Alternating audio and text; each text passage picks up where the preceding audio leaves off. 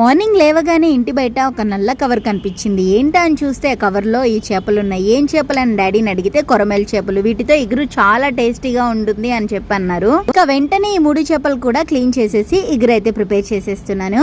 Non veg కర్రీకి కొంచెం ఎక్కువగా ఆయిల్ యాడ్ చేసుకోవాలి. ఇక్కడ ఆనియన్స్ అలాగే పచ్చిమిరపకాయలు బాగా ఫ్రై చేసేసుకున్నాక ఇలా మీడియం సైజ్ గా అయితే చేపల ముక్కలు కట్ చేసేసుకొని స్పైసీస్ అన్ని కూడా యాడ్ చేసుకొని పక్కన పెట్టేసుకోండి. ఇక్కడ నేనైతే చక్కాలంగా పౌడర్ చేసుకొని పక్కన పెట్టేసుకోండి. అలాగే ఇక్కడ కొంచెం అల్లం వెల్లుల్లి పేస్ట్ పచ్చి స్మెల్ పోయేంత వరకు ఆయిల్ లో బాగా ఫ్రై చేసేసుకున్నాక చేసి పెట్టేసుకున్న చేప ముక్కలన్నీ కూడా ఇందులో యాడ్ చేసేసుకొని స్టవ్ ఫ్లేమ్ అనేది మీడియం ఫ్లేమ్ లో పెట్టేసుకోండి. ఇప్పుడు దీని మీద గరం మసాలా పౌడర్ యాడ్ చేసుకొని ఒక 2 మినిట్స్ పాటు మూత పెట్టేసేయండి. తర్వాత ఇందులో కొద్దిగా వాటర్ యాడ్ చేసుకోండి. ఒక హాఫ్ గ్లాస్ వాటర్ యాడ్ చేసుకున్నాక ఒకసారి అంతా కూడా ఈ విధంగా బాగా మిక్స్ చేసుకోండి.